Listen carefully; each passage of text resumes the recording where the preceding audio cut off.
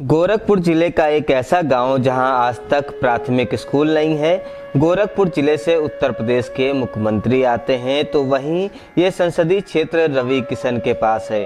आप कल्पना करिए कि आज भी ऐसा कोई गांव हो सकता है जहां मूलभूत सुविधाएं तक ना हो। एक तरफ भारत जहां विश्व गुरु बनने की ओर तेजी से बढ़ रहा है तो वहीं उत्तर प्रदेश के मुख्यमंत्री के गृह जनपद का एक गांव ऐसा भी है जहां ना तो बच्चों की पढ़ाई के लिए सरकारी स्कूल है और ना ही चिकित्सा के लिए प्राथमिक स्वास्थ्य केंद्र। गांव के लोग आज भी रात में रोशनी करने के लिए डिबरी का इस्तेमाल करते हैं। यहां आपको गांव तक जोड़ने वाली कोई सड़क भी नजर नहीं आएगी। अगर आपको इस गांव जाना है तो किसान की फसल कटने का इंतज़ार करना होगा। फसल कटने के बाद खेत खाली हो जाते हैं, तभी आप कच्चे रास्ते से होते हुए इस गांव तक पहुंच सकते हैं। दरअसल ये गोरखपुर जिले के खोराबार ब्लॉक का मोगलाहा गांव है। मोगलाहा गांव वाले बताते हैं कि उन तक कोई भी सरकारी सुविधा नहीं पहुंचती है। गांव में 98% आबादी अनपढ़ है, जिनमें आज की पीढ़ी भी शामिल है। 8 वर्षीय ललिता बताती हैं कि पढ़ाई वो करना चाहती हैं, पर गांव में स्कूल ना होने की वजह से घर में ही दिन भर खेलती रहती हैं। स्कूल जाने का मन होता है आपका? हाँ। नाम क्या है आपका? ललिता। ललिता नाम है। तो ये बताओ बेटा, जब स्कूल आप जाएंगे नहीं है ना तो पढ़ेंगी, मतलब पढ़ाई नहीं कर पाएंगे, फिर तो पीछे रह जाएंगी। स्कूल यहाँ पर नहीं है इसलिए नहीं जा पाती। हाँ। अच्छा, कभी मम्मी पापा से कहा नहीं कि नदी के उस पार जो स्कूल है वहाँ भेज दो? मन दौरा ना जाने। मन होता है। हाँ। स्कूल ना हम ना जाने पड़े। लम्बे कहाँ हवा कल जही। हाँ। दूसरे गांव है। अच्छा, ये समझ जाने ना। ललिता की मां सुरजी देवी हाथ से कपड़े धोते धोते बता रही हैं कि वो खुद अनपढ़ हैं, पर इन बच्चों को पढ़ाना चाहती हैं। 10 वर्षीय गुलब्बी से जब हमने बात करी तो इनका भी जवाब सुन लीजिए। क्या नाम है बेटा? गुलाबी। गुलाबी। गुलब्बी। आप स्कूल जाती हैं? नहीं। क्यों नहीं जाती हैं स्कूल? स्कूल नहीं बा। स्कूल नहीं बा इसलिए नहीं जाती हैं। हाँ। अच्छा, तो नदी के उस पार तो स्कूल बा। हाँ। तो नदी के उस पार क्यों नहीं जाती? नहीं नहीं जाना भाई। नहीं नहीं भाई। पढ़ने का मन करता है। हाँ। हाँ। अच्छा, तो कभी पढ़ाई नहीं करी? किसी ने पढ़ाया आपको कभी? नहीं। भैया लोग जैसे स्कूल नहीं बा इसलिए नहीं पढ़ाई करी? हाँ। कहाँ सड़क है? सड़क नहीं है। तो आपको शहर जाती हैं तो कैसे जाती हैं? कहाँ शहर जाए के यह बेली पार डावर पार सब जाला बाजारे। हाँ, पैदल जाना होता हाँ पैदल है। जेकर गाड़ी बाते गाड़ी से जाला, जिन्हें पैदल जाला। और ये सब छोटे छोटे बच्चे नजर आ रहे हैं, स्कूल जाते हैं। स्कूल यहाँ नहीं बात कहाँ जाई हैं, लड़की वैसे रहे ना। लड़कन की स्कूल नहीं बात कहाँ जाई हैं। तो नहीं भेजती हैं स्कूल? कहाँ जाई हैं लड़की, जब लम्बे ले स्कूल बात कहाँ जाई हैं।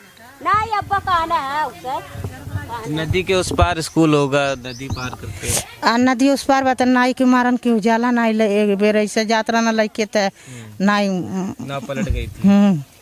तब से लेके जाइबे नहीं करना। तब से डर बैठ गया है कि नाव से ले जाने में थोड़ा दिक्कत होती है, डर रहता है कि कहीं बच्चे डूब ना जाए। हाँ हाँ, एक मारन के उजाला ना है।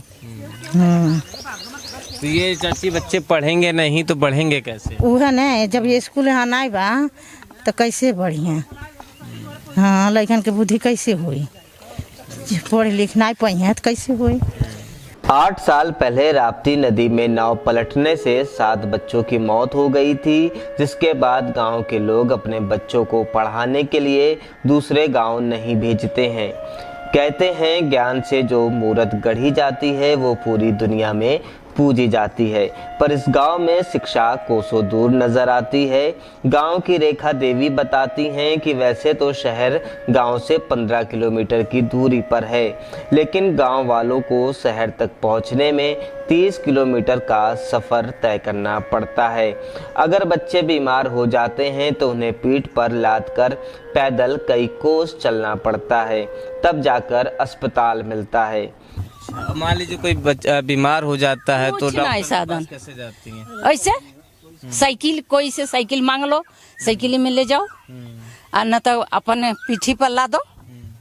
पीठ पर लाद के हाँ, पीठ पर लाद के हम लोग बच्चा लोगन के, लड़का लोगन के दवाई कराया यहाँ। और जैसे कोई कुछ महिलाएं जैसे गर्भवती हुई, उनको ले जाने में उनको भी ले जाने की बड़ी परेशानी होता है। महीना दिन, 10 दिन, 15 दिन पहले रास्ता में वो चढ़ा लेते हैं जहाँ साधन है। अच्छा। हाँ, इतना कष्ट से हम लोग यहाँ हैं। सबसे ज्यादा परेशानी गांव की गर्भवती महिलाओं को प्रसव के समय होती है। या तो वो नाव से नदी पार कर जाएं या फिर कच्चे रास्ते का ही सहारा लें। गांव तक एम्बुलेंस नहीं पहुंच पाती है। रेखा देवी से जब हम गांव में बिजली ना होने की बात कहते हैं तब वो एकदम उदास मन से बताती हैं कि रात में उजाले के लिए उन्हें आज भी डिबरी का इस्तेमाल करना होता है। पहले सरकारी राशन की दुकान में मिट्टी का तेल मिल जाया करता था, अब वो भी बंद हो गया है। कम से कम जब से हम यहाँ आया थे, हमने 10-15 साल से, तब से कुछ नहीं है, एकदम कुछ, सड़क तक नहीं, लाइन तक नहीं, घर मकान भी नहीं है। हाँ, बच्चा लोग तक गमारे बन गए एकदम। हम देख रहे हैं कि आपके गांव में एक भी सड़क नहीं है, बिल्कुल कच्चा रास्ता है, कुछ नहीं। अब तो ये कच्चा हो गया, रास्ता भी नहीं है, पतना रास्ता से मने जाने आने का रास्ता रहा। गांव के राम मूरस बताते हैं कि बाजार से बैटरी लाते हैं तब उजाला हो पाता है। बैटरी मुश्किल से 15 से 20 दिन में ही खराब हो जाती है। आज़ादी के 7 दशक बाद भी यहाँ के बूढ़े, जवान, बच्चे एवं महिलाएं खुद की किस्मत को कोस रहे हैं। गांव के अर्जुन निषाद कहते हैं कि बाढ़ से उनका कच्चा घर बह गया, जिसके बाद उन्हें पंचायत भवन में रहना पड़ रहा है। अर्जुन निषाद। तो ये बताइए, ये आपका बेटा है? हाँ, ये मेरा बेटा है। तो कभी स्कूल की जिद करता है तब आप इसको कैसे समझाते हैं? यही समझाते हैं, बाबू बहुत दूर है, अकेले नहीं जा पाओगे। और नदी के उस पार वो एक बार बूढ़ के मर गए थे, इसीलिए डर लगता है, हम लोग नहीं भेजते हैं उस पार पढ़ने के लिए। तो बहुत जरूरी है। हाँ, शिक्षा बहुत जरूरी है, लेकिन क्या करें, हमारे गांव में भी एक स्कूल चाहिए। सरकार से ही विनती है कि हमारे गांव भी स्कूल दें और लाइन भी दें, सड़क भी दें। आवास घर नहीं है, ये तो पंचायत भवन है जो दिख रहा है। ये पंचायत भवन है जिसपे आप रह रहे हैं? हाँ, बाढ़ में मेरा मड़ई का घर था, वो बह गया। गांव का हाल देखकर मन में यही ख्याल आता है, अजीब मिठास है मुझ गरीब के खून में भी, जिसे भी मौका मिलता है वो पीता जरूर है।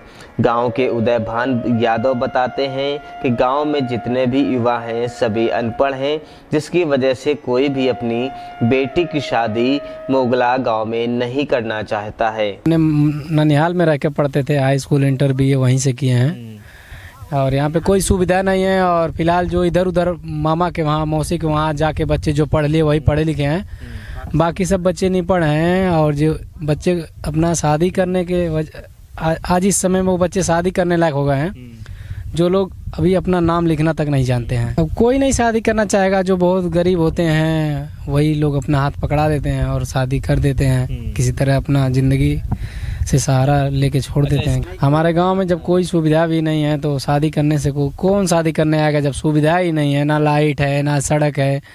और नदी की जब बढ़ाव होती है ज़्यादा तो बाढ़ आ जाती है, हम लोग अपना खुद जान बचाने की कोशिश में रहते हैं, तो दूसरे का जान हम लोग कैसे बचाएंगे। हमारे गांव में कोई नाव का सुविधा भी नहीं रहता है, अपने पैसे से 10-20 हज़ार की नाव बनवाते हैं। गांव वाले बताते हैं कि उन तक कोई भी सरकारी सुविधा नहीं पहुंचती है। अधर चंद कहते हैं कि साल 1971 में राप्ती नदी की धारा ऐसी बदली कि पूरा गांव उसमें समा गया। गांव अपनी ग्राम सभा से अलग होकर नदी के दूसरी तरफ चला गया, साथ में खेत भी चले गए और गांव की सीमाएं भी अलग हो गईं। इनके हाथ में एक नक्शा है जिसे ये 100 साल पुराना बता रहे हैं। बताते हैं गोरखपुर से रुद्रपुर तक एक रास्ता जाता था जो कि मोगलाहा गांव से बेहद करीब था। 1972 की चकबंदी में गांव की सीमा घटा दी गई, जिसमें मोगला गांव की 180 एकड़ जमीन में केवल 1/3 हिस्सा इन्हें दिया गया। 71 के पहले बार 47 से 46 में गांव कट के साफ हो गया। उस समय नदी 55 बीघा 10 बीघा ले घस बैठती थी। हाँ, काटते काटते पूरा गांव हमारा समाप्त कर दिया, सीमा उमा सब चले आया करजही में। तहसील बांस गाँव में। अच्छा। तो मोगलहाट कटी गया, नौवा दो में भी कट गया, गौरी मंगलपुर कट गया, कई गांव कट गया। इसमें बरसात भी कट के चली आई, छपरा की जमीन कटी आई। चकबंदी के लिए कई सालों से गांव वाले लड़ रहे हैं। बताते हैं कि गांव की आबादी एक समय 1000 के करीब हुआ करती थी। अब गांव में सिर्फ 20 परिवार ही बचे हैं। गांव के कई परिवार शहर में बस गए हैं। 21वीं सदी के इस दौर में विकास की बड़ी बड़ी इमारतें आपको नजर आती होंगी, पर ये गांव आज भी अपने वजूद की लड़ाई लड़ रहा है। मुझे एक शेर याद आता है, जहां भी देखो विकास नजर नहीं आता, बेईमानों की भीड़ में ईमानदार नजर नहीं आता। अगर होता गांव में विकास और तरक्की तो युवा गांव छोड़कर शहर नहीं जाता। तमाम शहरों को एक दूसरे से जोड़ने के लिए एक्सप्रेसवे बनाए जा रहे हैं ताकि विकास की रफ्तार दोगुनी हो सके, पर मोगला गांव की रफ्तार बढ़ने की बजाय रुकी नजर आती है। जब आप गांव जाएंगे तब आपको शोले फिल्म का रामगढ़ गांव जरूर याद आएगा। ऐसा लगता है जैसे हम 19वीं सदी के गांव में आ गए हों।